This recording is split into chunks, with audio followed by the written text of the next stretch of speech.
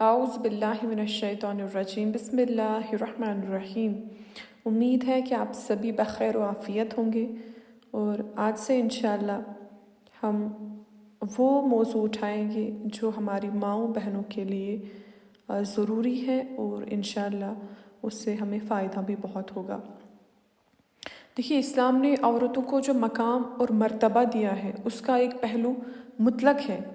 اسلام نے عورت کے متعلق اپنے تصورات کا اظہار کیا ہے کہ عورت کوئی حقیر شے نہیں، بلکہ زندگی کی گراں مایہ ہے اور مرد کے مقابل اور برابر درجے کی حیثیت رکھتی ہے۔ اس کائنات کی رنگا رنگ اور حسن و جمال میں عورت کا حسن بھی شامل ہے۔ عورت کی عظمت کا دوسرا پہلو یہ ہے کہ عورت کی مختلف حیثیتوں کے اعتبار سے اسلام نے عورتوں کی عظمت، اہمیت کا اعتراف اور اقرار کیا ہے۔ چنانچہ ماں کی حیثیت سے اسلام نے عورت کے بارے میں جو نظریہ پیش کیا ہے وہ دنیا کی کسی بھی قوم میں نہیں پایا جاتا ہے۔ اللہ تعالیٰ نے اپنی عبادت کے بعد مختلف مقامات پر ماں باپ کی خدمت اور اطاعت کا حکم دیا ہے۔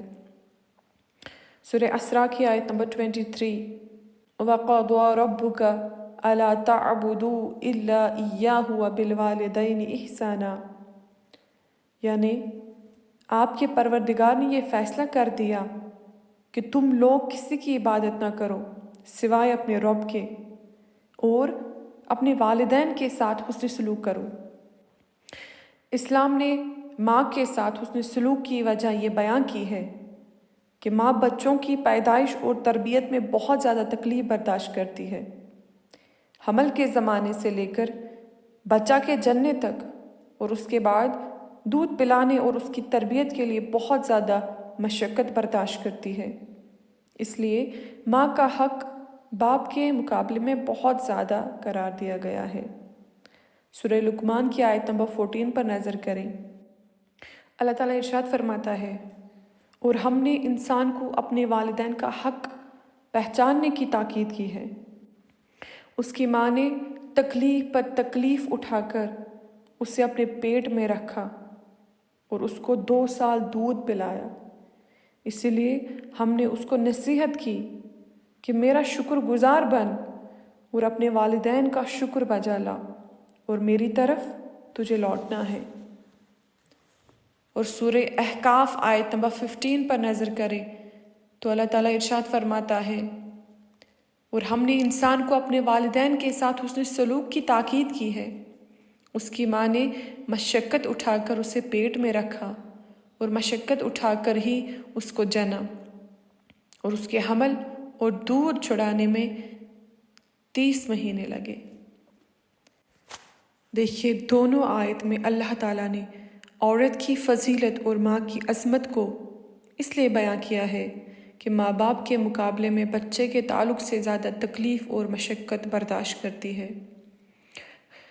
حدیث میں ہے، ایک صحابی حضور صلی اللہ علیہ وسلم کی خدمت میں حاضر ہوئے اور دریافت کیا۔ بخاری کی حدیث مبارکہ ہے 5971 حدیث نمبر۔ ترجمہ پڑھتی ہوں۔ لوگوں میں میرے حسن سلوک کا سب سے زیادہ حقدار کون ہے؟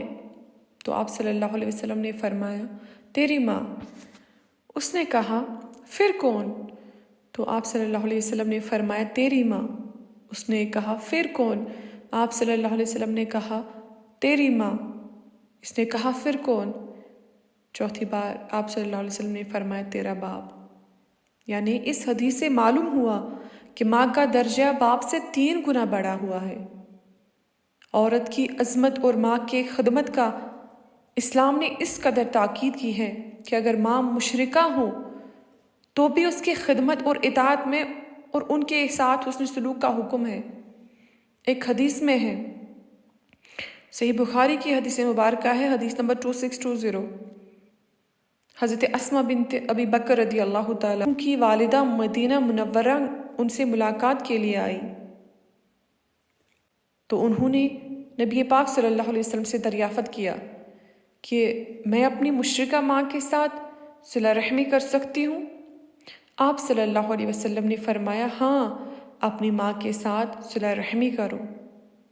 ماں کے ساتھ حسن سلوک اور خدمت و اطاعت کے مختلف پہلو کی طرف اسلام نے رہنمائی کی ہے، جس سے ماں کی عظمت کا اندازہ لگایا جا سکتا ہے۔ یہی وجہ ہے کہ نہ صرف ماں کے ساتھ حسن سلوک کی تاکید کی گئی ہے، بلکہ ماں کے تمام قرابت داروں کے ساتھ بھی حسن سلوک کی تعلیم دی گئی ہے، بالخصوص خالہ، خالو، ماموں، پھوپھی، پھوپھا اور چچا، چچے کے ساتھ بھی حسن سلوک کی تلقین کی گئی ہے۔ ایک حدیث مبارکہ میں ہے، مسند احمد حدیث نمبر 4625، ایک شخص نبی پاک صلی اللہ علیہ وسلم کے پاس گیا اور عرض کیا کہ میں نے گناہ کیا، اس کے توبہ کی کیا صورت ہو سکتی ہے؟ تو آپ صلی اللہ علیہ وسلم نے فرمایا، پوچھا کہ تمہاری ماں زندہ ہے؟ اس نے کہا نہیں۔ تو آپ صلی اللہ علیہ وسلم نے فرمایا، تمہاری خالہ ہے؟ اس نے کہا ہاں۔ آپ صلی اللہ علیہ وسلم نے فرمایا کہ اس کے ساتھ حسن سلوک کرو۔ اسی طرح اسلام نے ماں کے حقوق اور جذبات کی اس قدر آیت کی ہے کہ طلاق شدہ ماں کو اپنی اولاد کی پرورش کے لیے زیادہ حقدار کیا، اور اس سلسلے میں باپ کے مقابلے میں ماں کو ترجیح دی۔ ایک حدیث مبارکہ میں ہے، مسند احمد کی حدیث مبارکہ ہے، حدیث نمبر 6707۔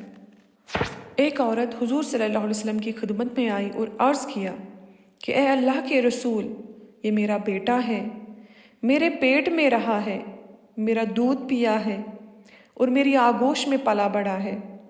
اس کے باپ نے مجھے طلاق دے دی اور اس بچے کو مجھ سے چھیننا چاہتا ہے۔ اس پر آپ صلی اللہ علیہ وآلہ وسلم نے فرمایا کہ تم اس کی زیادہ حقدار ہو جب تک تم نکاح نہ کرو۔ گویا ان آیات و روایات کو سامنے رکھ کر آپ اسلام میں ماں کے مقام و مرتبہ، ان کی اہمیت اور خدمت، ان کی اطاعت کے سلسلے میں اسلام کے حکم اچھی طرح سمجھ سکتے ہیں۔